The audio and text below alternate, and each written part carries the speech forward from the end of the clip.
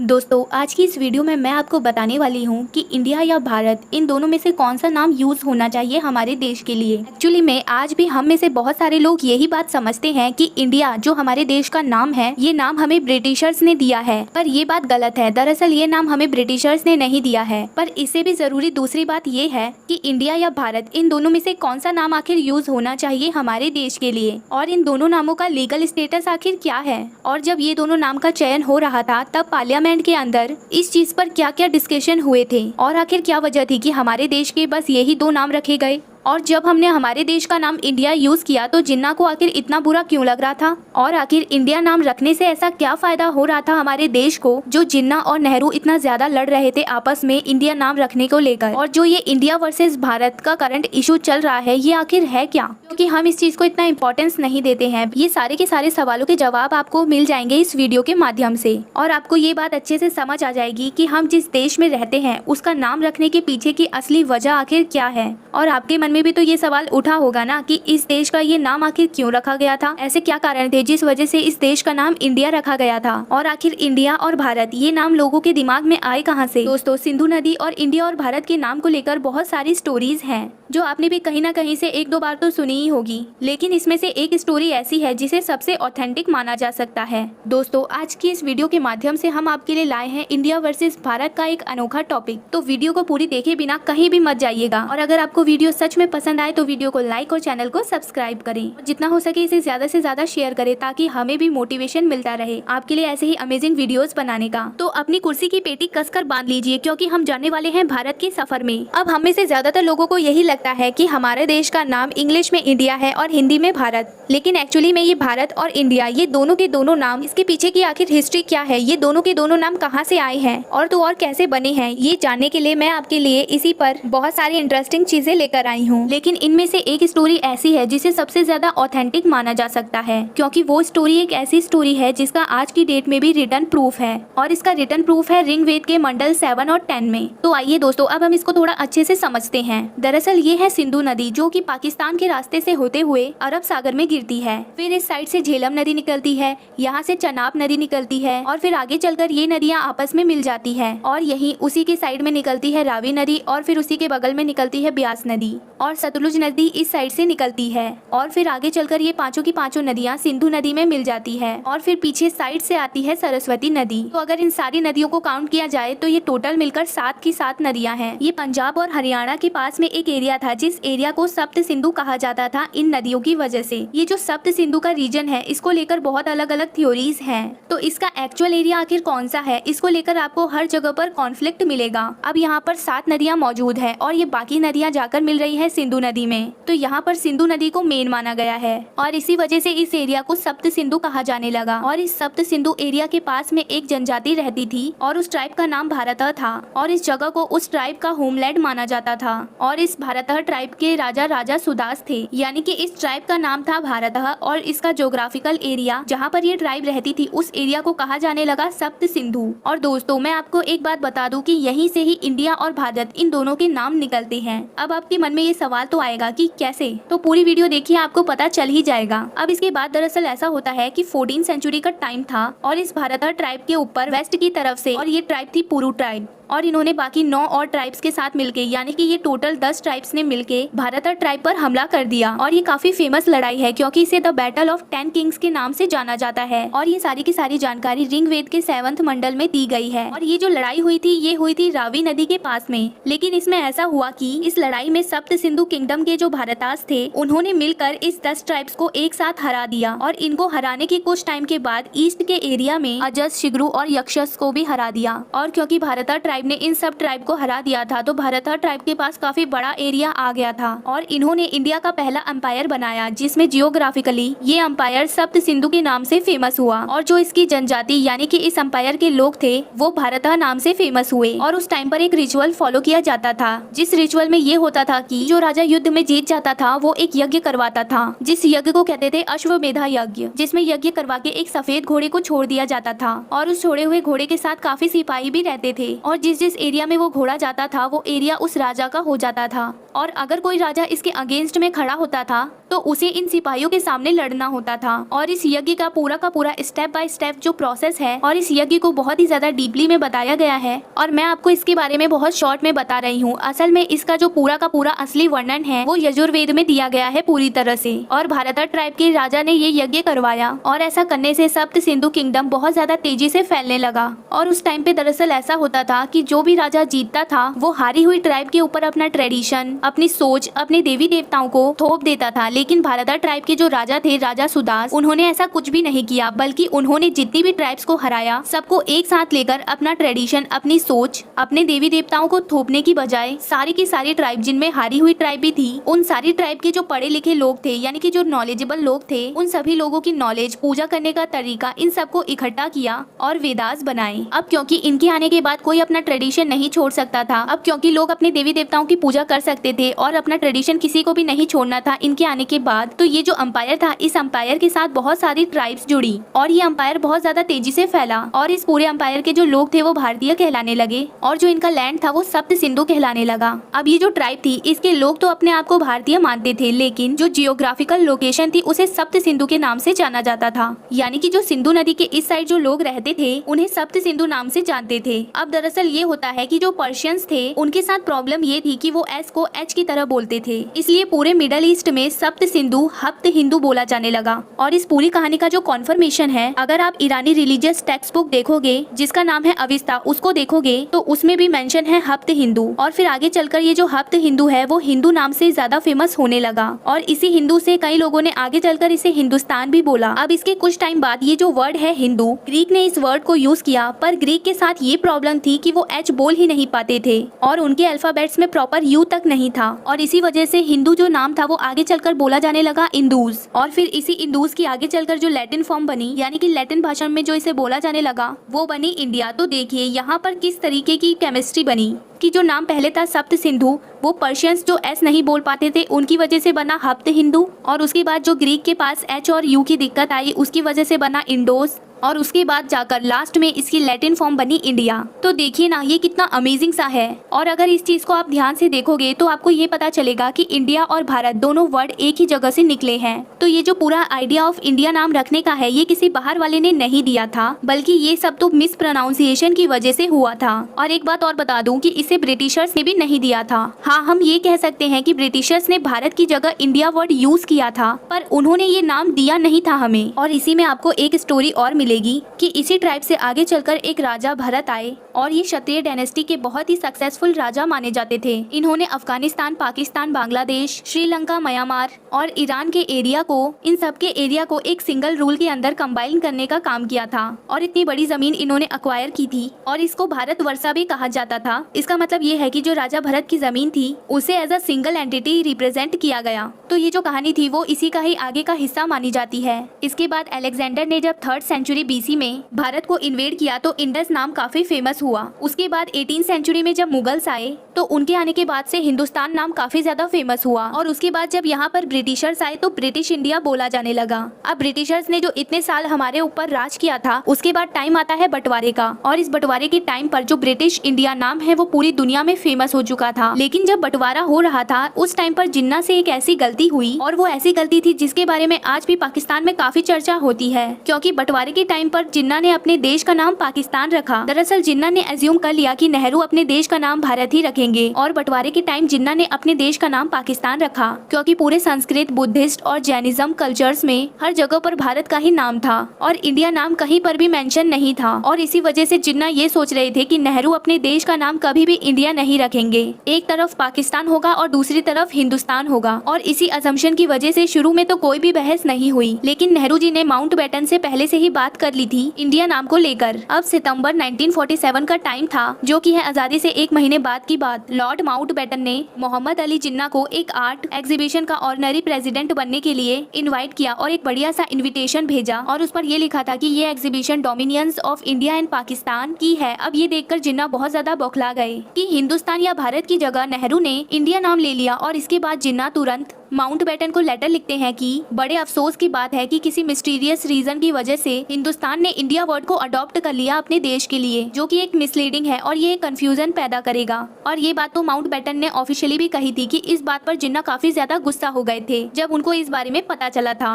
अब आपके मन में ये सवाल तो आएगा कि आखिर इंडिया नाम में ऐसा क्या था जो जिन्ना इतना ज्यादा गुस्सा हो गए थे। कोई ना कोई बात तो जरूर होगी इसके पीछे, क्योंकि ऐसा क्या था इस इंडिया नाम के पीछे जो जिन्ना और नेहरू दोनों इसको लेना चाहते थे। दरअसल इतने साल हो गए थे तो इंडिया नाम की एक हिस्टोरिकल सुपरमेसी कायम हो गई और इंडिया एक बहुत बड़ी ब्रांड बन चुका था। इंडियन सब कॉन्टिनेंट की एक हिस्टोरिकल लेगेसी बन गई थी इस नाम की। और नेहरू का इंडिया नाम अडॉप्ट करना और जिन्ना का पाकिस्तान, ऑल ओवर वर्ल्ड में ऐसा गया कि जैसे कि पाकिस्तान इंडिया से अलग हो गया है, जबकि जिन्ना ये चाहते थे कि इंडिया नाम कोई भी यूज ना करे ताकि ऐसा लगे कि दो देश सेम टेंजेंट पे अलग हुए हैं। और ऐसा बिल्कुल भी नहीं लगना चाहिए कि पाकिस्तान एक बड़े देश इंडिया, जिसकी इतनी पुरानी लेगेसी है, उससे अलग होकर बना है। और इस नाम का एक एडवांटेज भी था कि जहाँ जहाँ पर ब्रिटिश इंडिया नाम और टाइटल यूज हुआ था, इंडियन आर्मी से लेके यूएन तक वो सब इंडिया से रिप्लेस हो गया और ब्रिटिश इंडिया अब इंडिया बन चुका था। इस तरीके का मैसेज पूरी दुनिया में चला गया था और जिन्ना ये बिल्कुल भी नहीं चाहते थे। और जिन्ना ने यहाँ तक कह दिया था कि ये जो इंडिया नाम है ये सप्त सिंधु से बना है और इसकी जो मेन नदी है,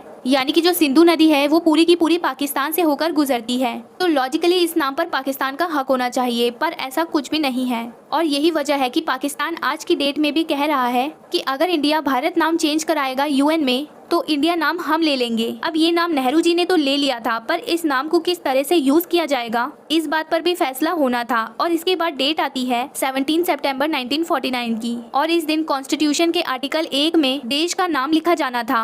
तो उस दिन 17 सितंबर 1949 को डॉक्टर भीमराव अंबेडकर जी ने आर्टिकल 1 का फाइनल वर्जन कॉन्स्टिट्यूएंट असेंबली में पेश किया, जिसमें कि भारत और इंडिया दोनों नाम थे। उन्होंने आर्टिकल 1 के क्लॉज 1 के लिए ये दिया, जिसमें कि ये था India that is Bharat shall be a union of states. और उनके इस प्रस्ताव रखने के बाद उस पर बहस होती है और फिर अगर सारे लोग एग्री करते हैं तो उस आर्टिकल 1 में ये लाइन ऐड हो जाती है। और तो और उस टाइम की कॉन्स्टिट्यूएंट असेंबली डिबेट का हर डॉक्यूमेंट, हर डिस्कशन और एक एक वर्ड जो बोला गया था वहाँ पर उसे प्रिजर्व करके रखा गया, ताकि आगे चलकर लोग अगर किसी दुविधा में फंसे और इससे समझ सके कि आखिर क्या क्या रीजन रहे होंगे ये दोनों नाम रखने के पीछे। और बहुत ही ज्यादा लंबे डिस्कशन के बाद ये डिसाइड हुआ था कि आखिर हमारे देश का नाम क्या होना चाहिए और इसे कैसे लिखना चाहिए, कॉमा कहाँ होगा, इंडिया पहले आएगा या फिर भारत पहले आएगा। और उसमें जो डिबेट होती है उसमें इंडिया दैट इज भारत ये यूनानिमसली बिना किसी अपोजिशन के पास हो गया, यानी कि किसी ने भी इस चीज के खिलाफ वोट नहीं किया और ये हमारे भारतीय संविधान के आर्टिकल 1 में ऐड कर दी गई। और ये नाम रखने के टाइम पर जो डिस्कशन हुआ था और जैसे ही डिस्कशन शुरू होता है उसमें जनता पार्टी के एच.वी. कामत जी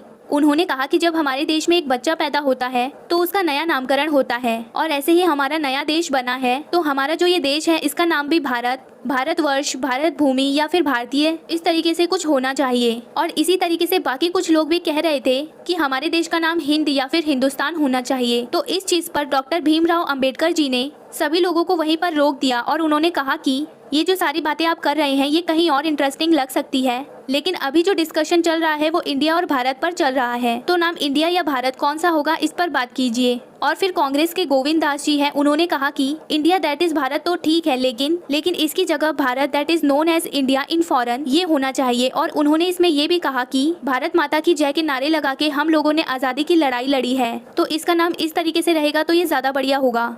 और इसी तरीके से कमलापति त्रिपाठी जी ने कहा भारत दैट इज इंडिया ये होना चाहिए, जो आप पहले इंडिया लगा रहे हो ये चीज गलत है। और इस पर बहस तो बहुत देर तक हुई वोटिंग के टाइम पर, लेकिन सब ने इंडिया दैट इज भारत इसके लिए एग्री कर दिया। और एक भी आदमी ऐसा नहीं था असेंबली में जिसने इसके अगेंस्ट पर वोटिंग की हो। और उसके बाद से ज्यादातर ऐसा हुआ कि हिंदी में कुछ भी लिखना था तो भारत वर्ड यूज होता था और जब इंग्लिश में कुछ लिखा जाना था तो उसके लिए इंडिया वर्ड यूज हुआ। अब आप अगर पासपोर्ट देखो या फिर इंडियन करेंसी देखो, जहाँ पर हिंदी लिखी हुई है वहाँ पर भारत लिखा हुआ है और जहाँ पर इंग्लिश का यूज है वहाँ पर इंडिया लिखा हुआ है। और तो और जो हमारे संविधान का हिंदी वर्जन है उसमें ये लिखा हुआ है भारत अर्थात इंडिया, और वहीं इंग्लिश वर्जन में लिखा हुआ है इंडिया दैट इज भारत। और इस चीज को हम एक अनसेट कम्युनिकेशन में फॉलो करते आए हैं और उस दिन से आज तक भारत और इंडिया ये जो दोनों नाम हैं इनमें से कोई भी यूज किए जा सकते हैं। और भारत और इंडिया इन नाम को लेकर 2016 तक कोई भी डिस्कशन नहीं हुआ, लेकिन मार्च 2016 में एक पीआई डली सुप्रीम कोर्ट के अंदर जिसमें था कि इंडिया का नाम बदल कर भारत कर दो। इस पीआईएल को चीफ जस्टिस टी.एस. ठाकुर और जस्टिस उदय उमेश ललित इन्होंने सुना और पीआईएल सुनकर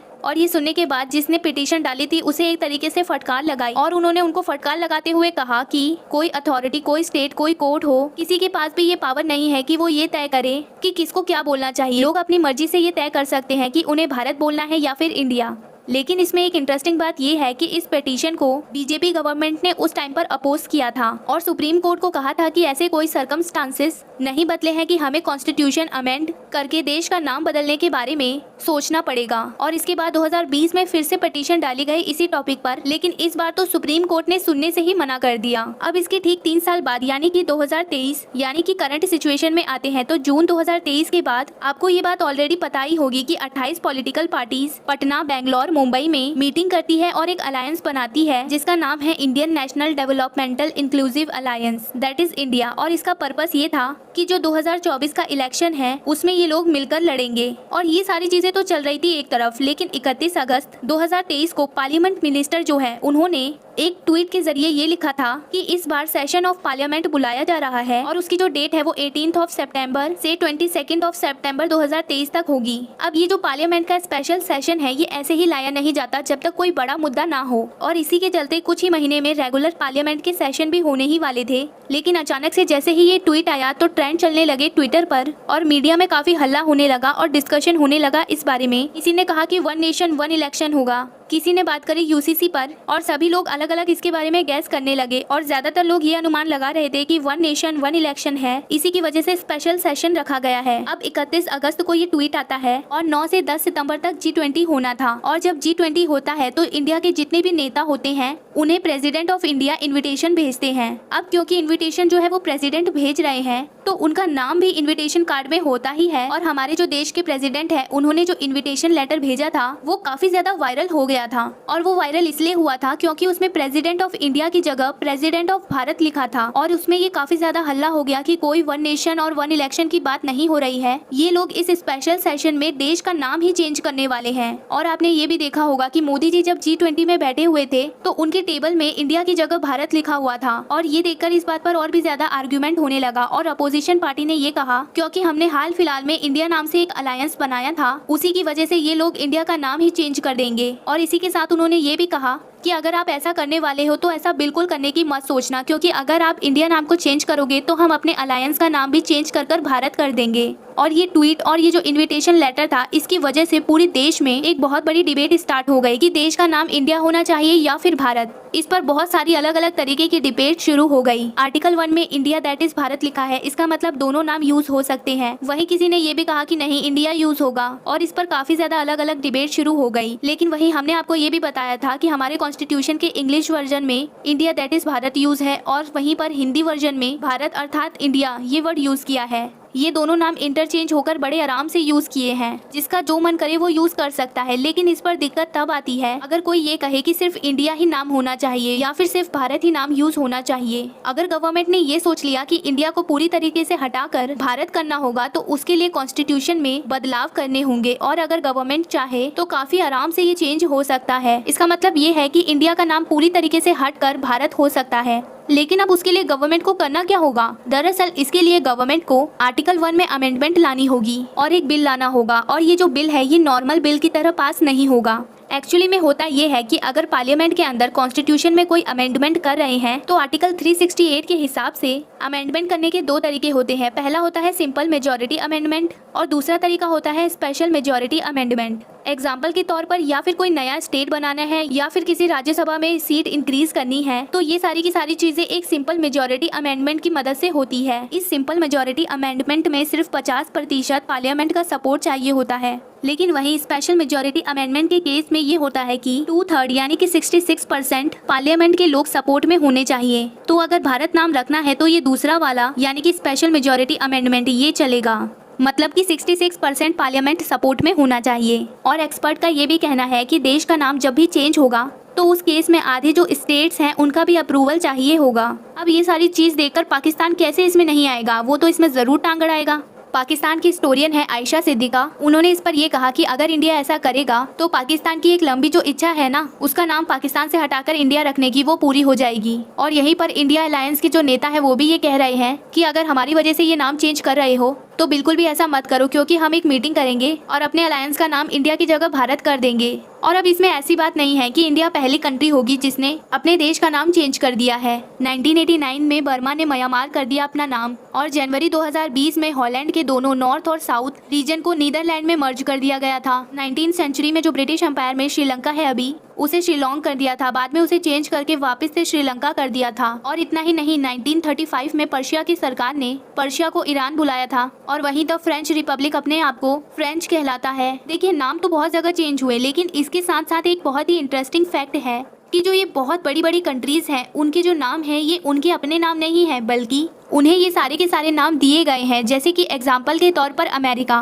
ब्रिटेन, जर्मनी, ये सारे के सारे इनके ओरिजिनल नाम नहीं हैं, बल्कि इनको जिन्होंने कॉन्कर किया था उन्हें ये नाम दिए थे। अब इसी बात पर इंडिया का नाम भी चेंज हो सकता है, लेकिन जो ये नाम चेंज होता है उस केस में सामने दिक्कत भी बहुत सारी आएगी। कंट्री का जो नाम है वो एक ब्रांड की तरफ वर्क करता है और रिसर्चर्स इसे कंट्री ब्रांड इक्विटी से कैलकुलेट करते हैं। फिलिप कॉट्रा और डेविड इनके रिसर्च पेपर के अकॉर्डिंग एक कंट्री का जो नाम होता है वो किसी भी प्रोडक्ट के वैल्यू को बढ़ाता है या फिर घटाता है। जैसे कि एग्जांपल के तौर पर अगर कोई हम मेड इन स्विट्जरलैंड का प्रोडक्ट खरीदे तो उसकी जो ब्रांड वैल्यू है वो मेड इन पाकिस्तान की ब्रांड वैल्यू के जैसी बिल्कुल भी नहीं होती है। तो कंट्री के जो ये नाम है वो एक ब्रांड की तरह बन जाते हैं और जो उस कंट्री के प्रोडक्ट्स होते हैं उन प्रोडक्ट्स को बाकी देश में बेचने में हेल्प करता है और जो कस्टमर के परचेजिंग डिसीजन है उनको लेने में भी हेल्प करता है। जब लोग किसी देश का नाम लेते हैं तो उससे उनके मन में उस देश की एक इमेज एक्टिवेट हो जाती है और यही लोगों के परचेज करने के, इन्वेस्ट करने के और ट्रैवल करने के और तो और किसी दूसरे देश में जाके बसने के डिसीजन को भी इन्फ्लुएंस करता है। और इसी वजह से जब भी किसी कंट्री का नाम चेंज होता है तो उसके इकोनॉमी, उसके इम्पोर्ट एक्सपोर्ट हर चीज पर फर्क पड़ता है। आर्मी की यूनिफॉर्म से लेके करेंसी तक हर एक चीज बदलनी पड़ती है। और जो इस फील्ड के एक्सपर्ट हैं उनका इस पर ये कहना है जो कंट्रीज नाम चेंज करती है, कंट्री का नाम चेंज करना ये चीज उनके लिए ठीक रहती है जो कंट्री बदनाम हुई है। लेकिन वहीं जो बड़े और अच्छी इमेज वाले देश हैं वो अपना नाम जब चेंज करते हैं उनको काफी नुकसान भी उठाना पड़ता है। और यही रीजन है कि Germany, Britain, United state of America जिन्होंने इन पर रूल किया उन्होंने ही इन्हें ये नाम दिए और इसके बावजूद भी उन बड़ी कंट्रीज ने इनके नाम चेंज नहीं किए।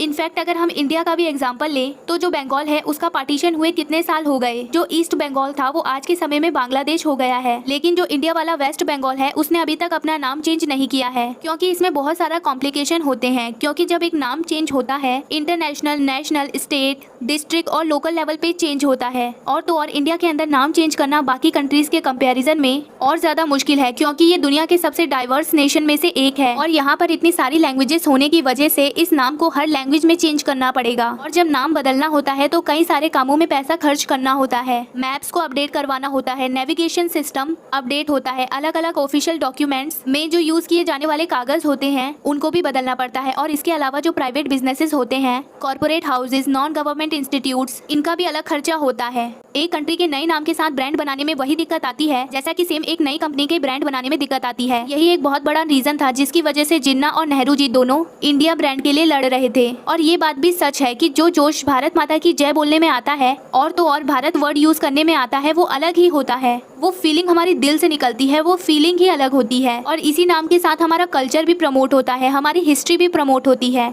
और इसी के साथ एक कॉस्टिंग भी जुड़ी है। देखिए, देश का नाम बदलना इतना आसान नहीं है कि एक लेटर हेड पे नाम लिखा और नाम बदल दिया। ये सारा काम तो एक छोटी मोटी कंट्री तो आराम से कर लेती है, लेकिन इंडिया जैसी कंट्री जिसका इन्फ्लुएंस आज के डेट में काफी तेजी से बढ़ रहा है उसके लिए ये काम काफी महंगा सौदा होगा और ये काम उसके लिए आसान भी नहीं होगा। अब ये तो आपको पता है कि 2018 में इलाहाबाद का नाम बदलकर प्रयागराज कर दिया गया था। तो गवर्नमेंट के एस्टिमेट के हिसाब से स्टेट गवर्नमेंट को इसमें 300 करोड़ रुपए खर्च करने पड़े थे। 2018 में एक अफ्रीकन कंट्री थी स्वाजीलैंड जिसने अपना नाम चेंज करके स्वातिनी रख लिया था। साउथ अफ्रीका के intellectual property lawyer Darren Oliver ने इसको एक कॉर्पोरेशन से कंपेयर करके कितना पैसा लगा एक देश को उसका नेम चेंज करने में उसे कैलकुलेट करने का एक मॉडल बनाया और इस मॉडल के हिसाब से एक बड़ी कंपनी की एवरेज मार्केटिंग कॉस्ट उसके टोटल रेवेन्यू की 6% के आसपास होती है और जो रीब्रांडिंग कॉस्ट है ओवरऑल मार्केटिंग बजट का 10% हो सकती है। और उनके हिसाब से इंडिया का नाम बदलने में कम से कम 14,000 करोड़ का खर्चा आएगा। और इंडिया की जो टोटल रेवेन्यू रिसिप्ट है वो 2022 से 2023 में 23.84 लाख करोड़ रुपए में थी। तो अगर इस मॉडल को हम उस पर लगाएं तो उसके हिसाब से 14,304 करोड़ तो कम से कम खर्चा होगा ही ये सारे के सारे नाम बदलने की प्रोसेस में। तो दोस्तों, ये इंडिया वर्सेस भारत का टॉपिक आपको कैसा लगा हमें कमेंट कर जरूर बताइएगा, क्योंकि इसमें हमने हमारी हिस्ट्री से लेकर हमारी अभी की जो करंट सिचुएशन है उस सब को बताया है।